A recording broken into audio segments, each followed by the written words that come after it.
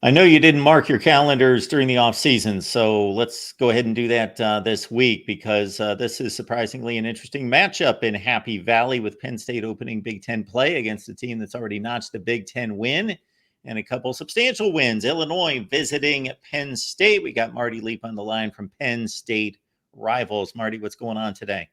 Oh, not too much, Mark. How are you doing? I'm doing just fine. I've not seen this football team play since the West Virginia game. So watched basically that entire game.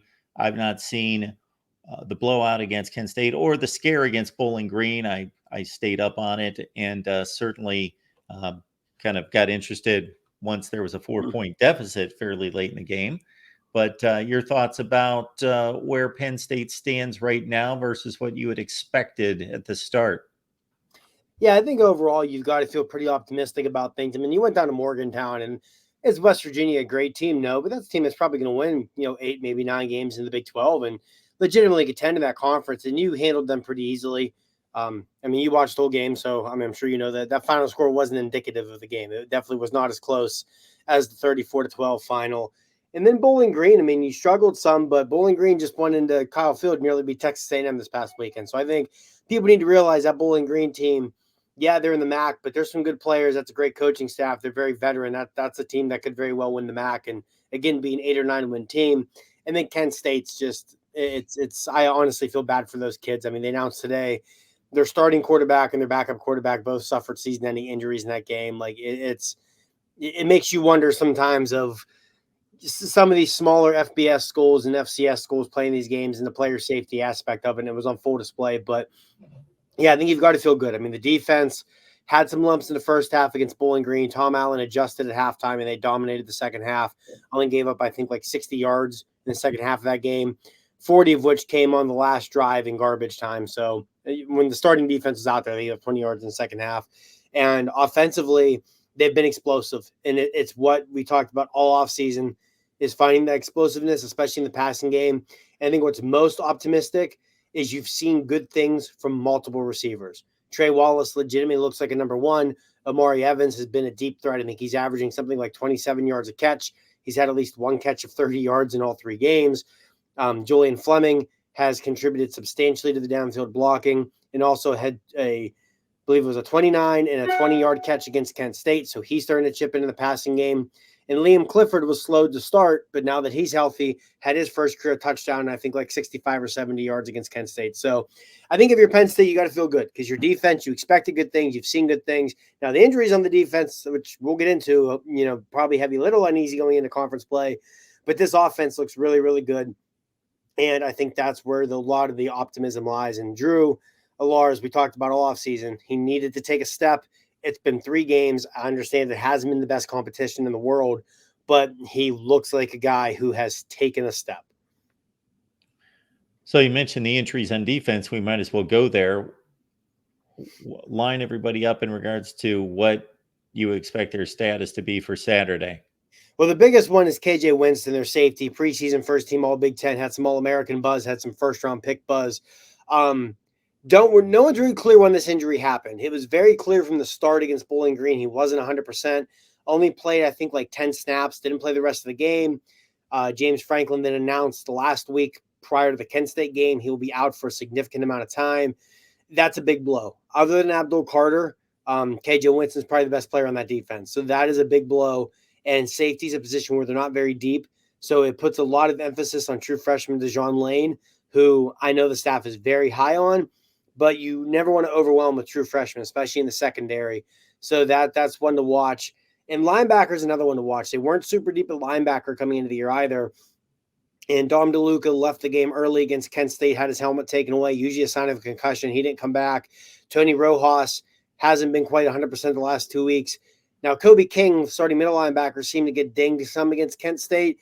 But he didn't come back in the game, but he had his helmet on. He was moving fine on the sidelines. I think it was one of those, hey, no disrespect to Kent, but we don't need you today. Just sit down and let's not make this worse before conference play. So I think those are going to be the 2 main areas to watch injury-wise on defense. Now, linebacker, they've gotten some good things from redshirt freshman Tamir Robinson, who played a bigger role last week, he was also coming back from an injury. He suffered against West Virginia, but if there's a position they can withstand it, even though there's not a lot of depth there, it's probably linebacker because Tom Allen very rarely is going to have more than 2 linebackers on the field in his defense. But it's still something to watch because with Brett Bielema, with this Illinois offense, like we saw against Nebraska, they're going to use their tight ends. They're going to use the middle of that field, and safety and linebacker is important there. And you've got some injury concerns at both positions. So I definitely think that's something that Bielema and his staff are going to look to exploit on Saturday. And that's something that what Brett Bielema has made a career out of exploiting is the middle of the field in the passing game and running right at you. And those are 2 areas that could be concerning for Penn State's defense. And so based on our conversations in the offseason and then the West Virginia game, I know there was talk about Tom Allen really not wanting to do a whole lot different than what Manny Diaz implemented. Do you see any difference in the defense, the approach? I think the 2 biggest differences is Allen is very committed to a third safety as opposed to a true nickel corner. And now that was with KJ Winston, which allowed Jalen Reed to play. They were calling it the Lion, which was essentially their nickel back where, hey, if this is a running situation, you're going to walk up and essentially be, you're going to be in the box, be a third linebacker, passing situation, drop back in coverage.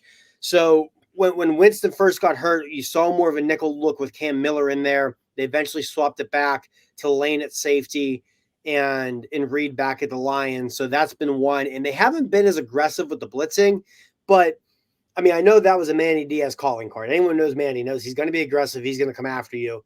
But I also think part of the reason they haven't been quite as aggressive is this defensive line is very good. And few teams in the country are going to be able to block Penn State's front 4. So I think that's part of it too, where Allen knows he's got a front 4 that he doesn't need to bring a lot of additional pressure to get to the quarterback. The sack numbers haven't been there yet. But if you watch their games, it's been a lot of 2-step drop and get rid of the ball. And I think that's why teams have done that. So that's why the sack numbers haven't been there.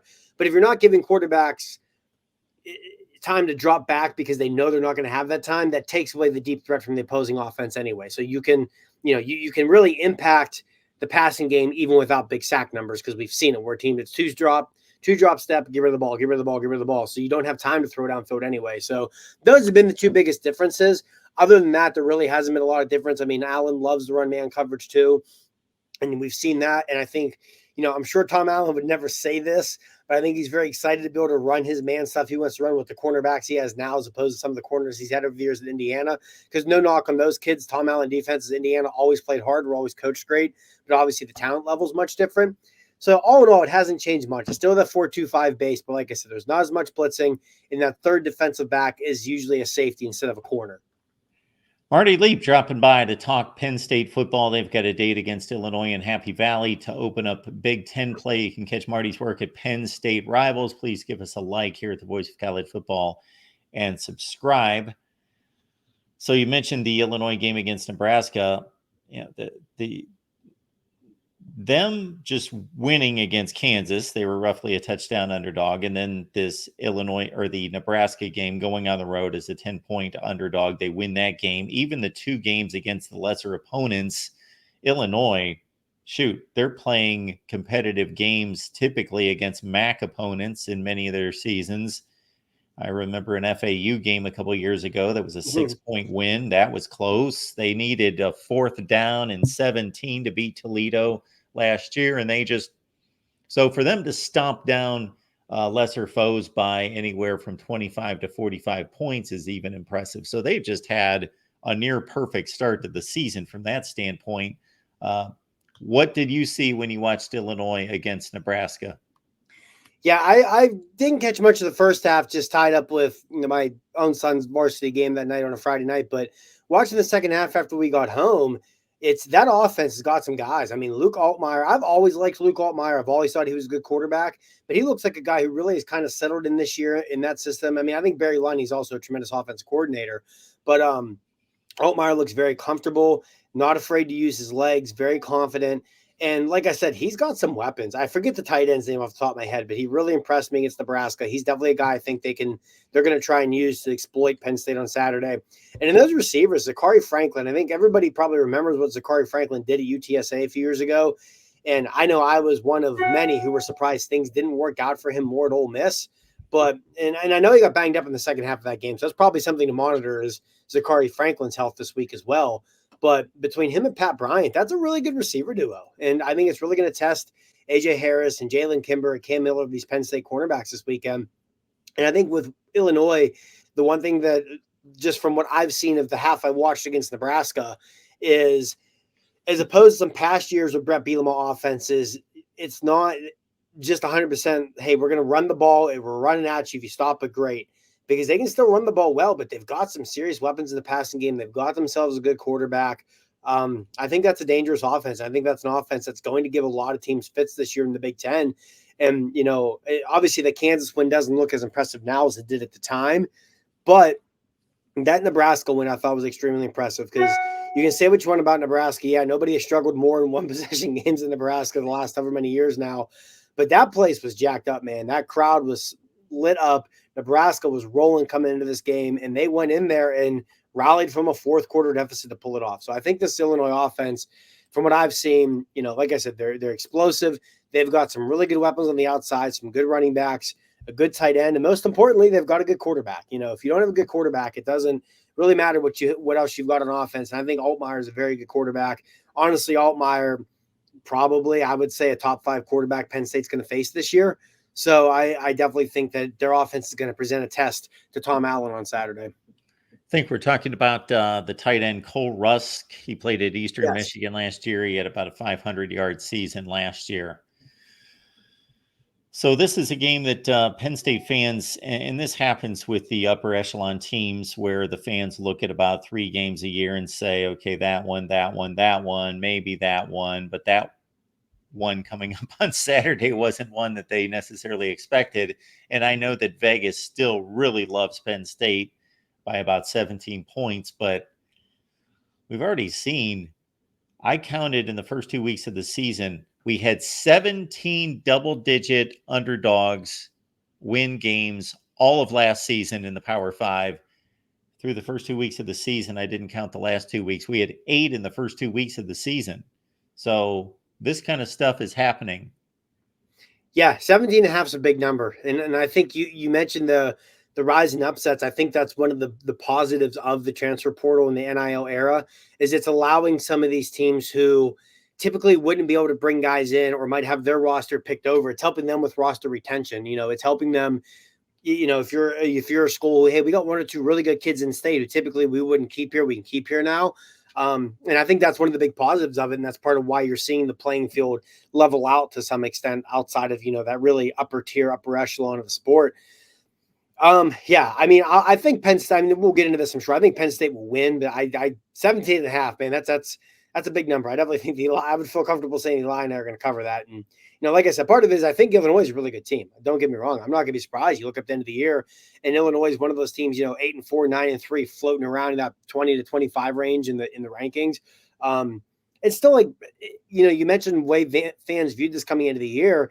I think this was always one, even if fans don't want to admit it, you kind of had in the back of your mind because, man, remember what happened last time Illinois came into Beaver Stadium, and Brett Bielema's just – I know he's kind of a weird, goofy guy sometimes, but the guy can coach football. Everywhere he's been, other than those couple years at Arkansas, he's won. He's been successful, especially in the Big Ten. His teams always seem to play hard. He seems to get the most out of his players. So, yeah, I think this was always one that fans were like, obviously USC and Ohio State were the big 2 on the schedule for Penn State this year, and then probably at West Virginia. But I think this one would have been next because it's just, you expect a Brett Bielema team to always be a handful. And that a lot of the players on that team, members on the coaching staff that were here in 2021 feel confident that they can come into Beaver Stadium and win because there's guys there who've done it before. So I definitely think that this is going to be a good test for Penn State on Saturday. And I'll put it this way, Penn State can win and cover, I think you really feel good about where this team's at as conference play starts to rev up because I definitely think Illinois is one of the probably 3 to 4 best Big Ten teams they're going to play this year. Illinois is 4-0 right now. Penn State 3-0. The 2 get together in Happy Valley on Saturday. In the meantime, check out Marty's work at Penn State Rivals. There you see Marty's X handle right there. Anything in particular there at Penn State Rivals that you want everyone to know about? Yeah, definitely. I mean, as you would expect, it's a primetime matchup between 2 top 20 teams. It's going to be a very busy recruiting weekend at Happy Valley. We've already confirmed a couple of premier recruits, a couple other kids who are committed elsewhere that may pop up on campus this weekend. A lot of the current commits going to be back in town for some peer recruiting, so definitely go check that out because it's going to be a very, very busy recruiting weekend for the Nittany Lions. So if you're into that stuff, go check it out. We'll have you covered top to bottom, reaction from recruits on Sunday morning and Saturday night. And then just, hey, our weekly takeaway, right? We'll have our Behind Enemy Lines with our Illinois side at Rivals, getting their perspective on it. I'll have my takeaways from the game up, if not late Saturday night, first thing Sunday morning. We'll have position grades, all that good stuff. So come check it out. We'll have you covered from every aspect of the game on the field and off with recruiting this weekend. All right, Marty. Appreciate you being here as always. Enjoy Absolutely, the game. Mark. Thank you. I'm sure we'll talk soon.